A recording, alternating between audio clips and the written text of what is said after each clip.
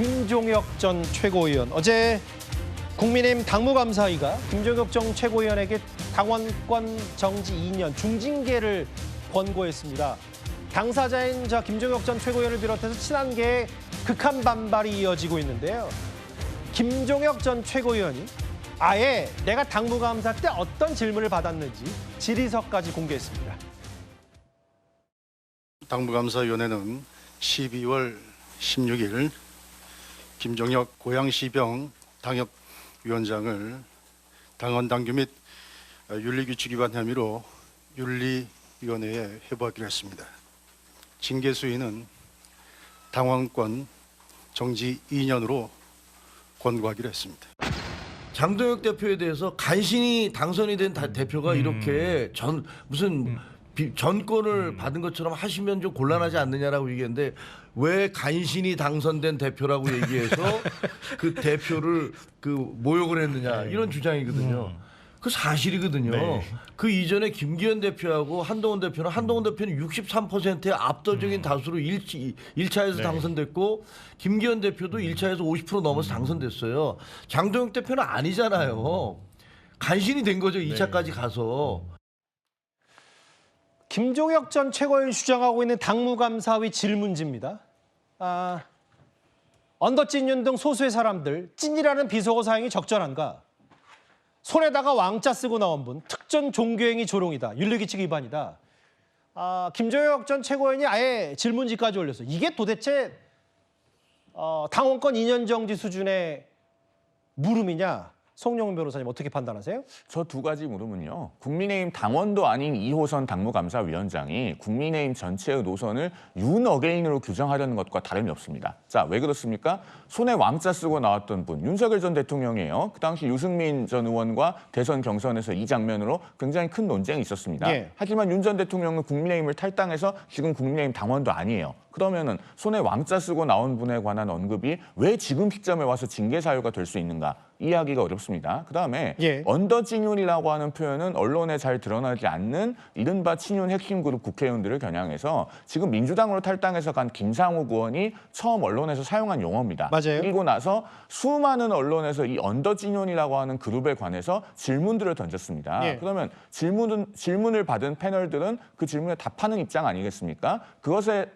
김종혁 최고위원이 언급을 한 것이에요. 이게 징계 대상이면은 결국에는 친윤 그룹의 일부 의원들의 심기를 불편하게 했다. 이것 이외에 다른 징계 사유를 찾아볼 수 없는 겁니다. 예. 그러니까 당무감사위원장이 이런 징계 요구를 주도해서 저런 것을 징계 사유로 삼으면 예. 국민의힘은 국민들이 보시기에는 도로 윤어게인 하는 정당이구나 이렇게 될 수밖에 없는 것이고 예. 그래서 이런 징계 시도에는 유감을 표하지 않을 수가 없는 겁니다. 윤기찬 부위원장님, 이게 이제 김종혁 전 최고위원이 이런 질문지를 공개했고, 뭐 당의 시스템이라는 게 있으니까 뭔가 해당 행위를 했다고 판단하면 그에 걸맞는 징계는 할 수 있는데 이게 도대체 이게 징계 사유냐? 이 부분에 대한 어떻게 판단하시겠어요? 뭐 2호선 당무감사위원장은 또 뭐 다른 말을 하고 있어요. 그러니까 이게 거기 보니까 또 다른 표현들이 있는데 김종혁 최고의 언행은 아쉽긴 하죠. 저는 징계 사유가 되는지 여부를 떠나서 당의 사실은 당협위원장을 맡고 있는 간부 입장에서 예. 같은 값이면 당의 입장을 좀 반영하는 정도의 평을 했으면 좋겠다라는 생각을 갖고 있는 건 제가 사실이에요. 예. 그런데 너무 객관적으로, 좋게 말하면 객관적으로 평가하는 거고 그렇지 않으면 본인의 어떤 정치적인 입지를 저런 평가의 하나의 기준으로 삼는 것 같다라는 생각을 사실 하고 있습니다. 예. 그리고 이제 징계에 일단 회부가 돼서 한 번은 윤리위원회로부터 뭐 징계 굳이 할 필요가 있겠느냐라는 평가도 받았어요.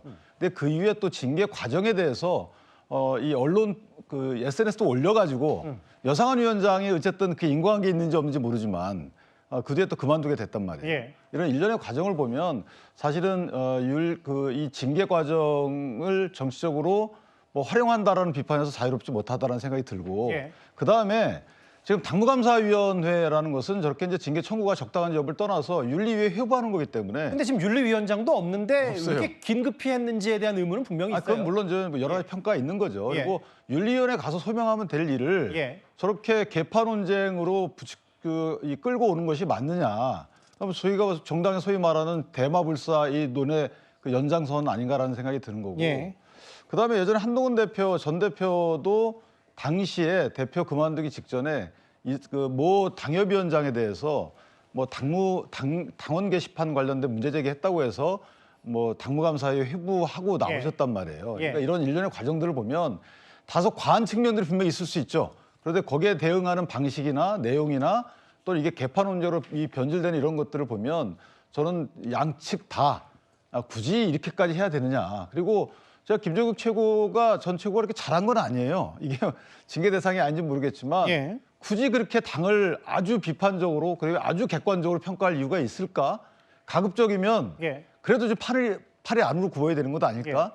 이 정도는 김정혁 최고가 뭐 저도 잘 아는 분입니다만은 약간의 반성의 여지가 있지 않을까? 물론 이것이 징계 대상인지 여부는 모르겠어요. 그건 윤리위원회에서 판단할 부분이니까 이렇게 가는 것이 이 자체가 저는 당으로 하여금 민심을 이반시키게 하는 꼴인데 그게 과연 닭이 먼저냐 계란이 먼저냐 이런 논쟁의 연장선 아닐까 싶어요. 그 윤기찬 부위원장 표현만 빌리자면 객관적인 건 누가 보면 더 긍정적인 표현일 수도 있고 근데 이 객관적인 표현을 두고 쓴소리냐 내부 총질이냐 이 지금 1년 가까이 국민의힘이 진행되고 있는 이 글쎄요 개파 갈등이라면 개파 갈등인데 김종혁 전 최고위원 징계로 한층 더 고조됐습니다.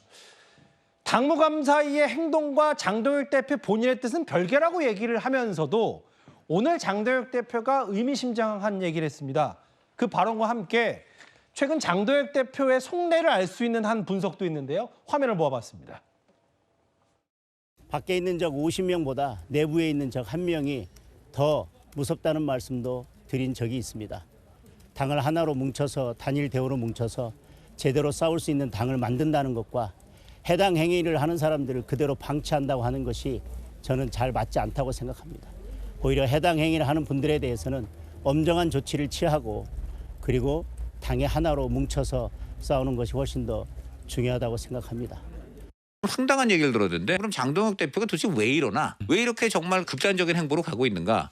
장동혁 대표가 재선 의원들 만난 자리에서 그런 재선 의원들이나 초선 의원들한테 그런 얘기를 지금 한다는 얘기가 있어요. 윤석열 대통령이 1월 달에 풀려난다. 구속이 끝나고 이제 풀려난다. 그렇게 되면 판이 뒤집힌다. 이런다는 겁니다.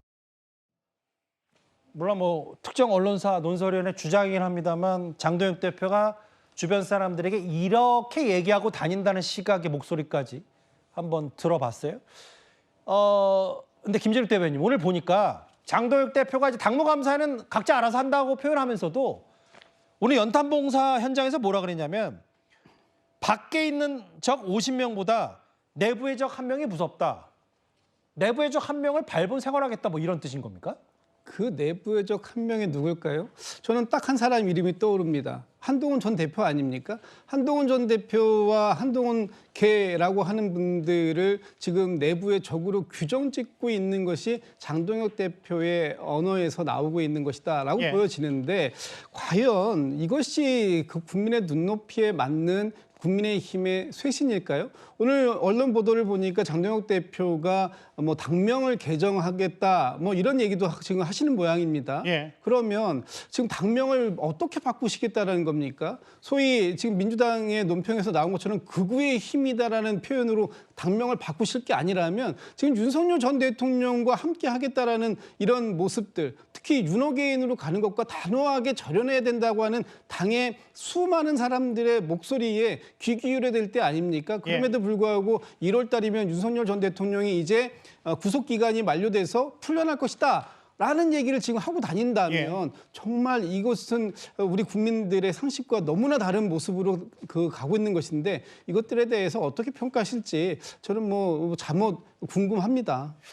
글쎄요. 이 당원권 2년 정지 중징계 파문 한껏 고조된 국민의힘 내부 얘기 지금까지 만나봤습니다. 그럼 여러분들의 목소리를 들어볼 차례죠. 첫 번째 댓글입니다. 미국에서 저러면 모욕죄라는데 아마 뭐 그 로저스 대표의 얘기 이런 표현을 하신 것 같아요. 쿠팡 청문회 얘기.